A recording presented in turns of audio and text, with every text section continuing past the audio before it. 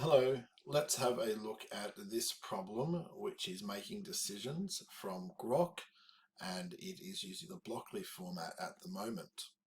So in this question, we have been asked to request some information from the user about what day they can see a movie, and then respond accordingly to that request.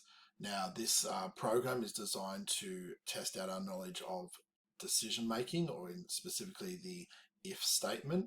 An if statement, as we learned from the circles earlier, or the learnings earlier, is about comparing values to something else and then deciding whether to respond true or false to that. So let's have a look and go through this one together. So we can see, as usual, there is a standard format here of asking a question. So we have a prompt, which is when can we see a movie? And then we can see in the examples on the left some trial runs where they put Tuesday, Wednesday, or Saturday in. So we know straight away that we're going to need a variable, and I will create a new variable. I'm going to call this one day. And I'm sorry that's just a little bit cut off the screen there, but that's okay. So I'm going to set this variable called day, and I've chosen the word day simply because that's what I'm asking for, a day of the week that we can see a movie, and so that variable named day helps me to understand what might be inside the variable. I'm going to do an input block, which is an ask, and I'm going to copy and paste the prompt to make sure I don't make any mistakes with my punctuation or capital letters, etc. So this line should ask that question and say the value that they type into my variable called day. I now need to make a decision, and this is the new learning. So I bring my if block out. Now, if I have a look at the three examples on the left, if the value is Tuesday, which is what we're comparing, we want to see this line here appear on our screen.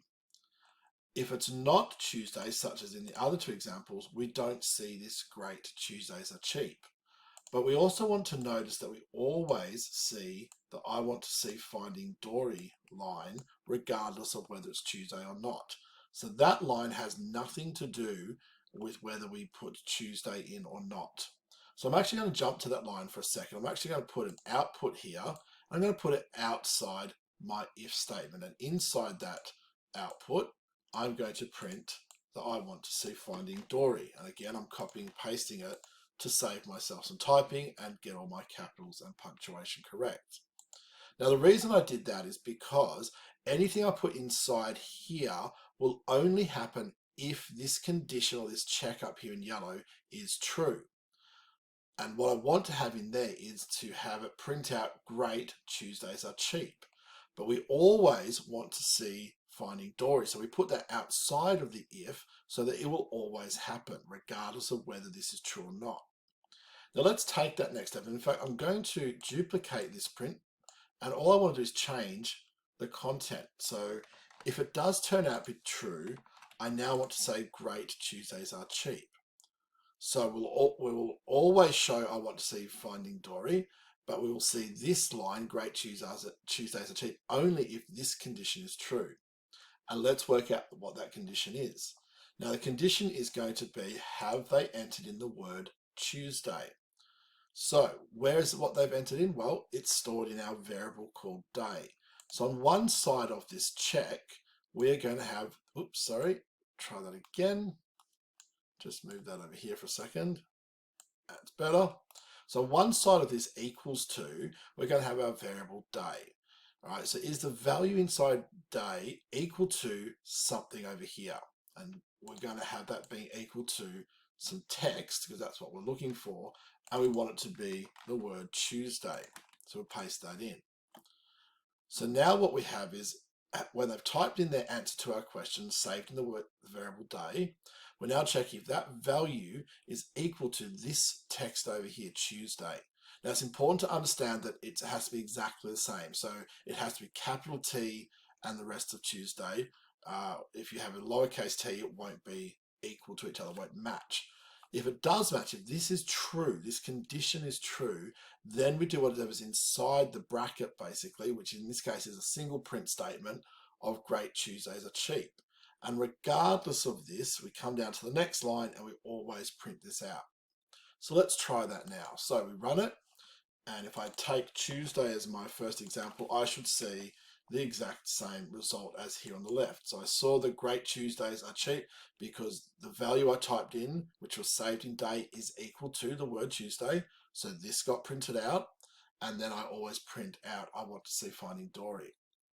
If we try it again and we try Wednesday as our second example, we should only see, I want to see Finding Dory, correct. And if we run it one more time with Saturday as our third example, we should see the same result. Now, we've used all three examples and they have worked properly, so I'd be pretty confident they'll mark this now. But I want to just run it one more time, and I want to try Tuesday again, but without the capital like I said before. So everything's spelt correctly, but there's no capital T. I want you just to see again that what I was saying before is correct, and it has to match exactly. We're doing an equals to, just like in maths. It can't be a kind of equal to. If it's not exactly the same, then it's not equal. So in this case, the capital T was important. So this is something that we will talk more about as we do later projects, about how we can work around people typing it incorrectly. But for now, we just know that if it has to match, then it has to be typed exactly as given. Let's try marking it now, and just to confirm we are correct. And there we go, we passed all of the required tests.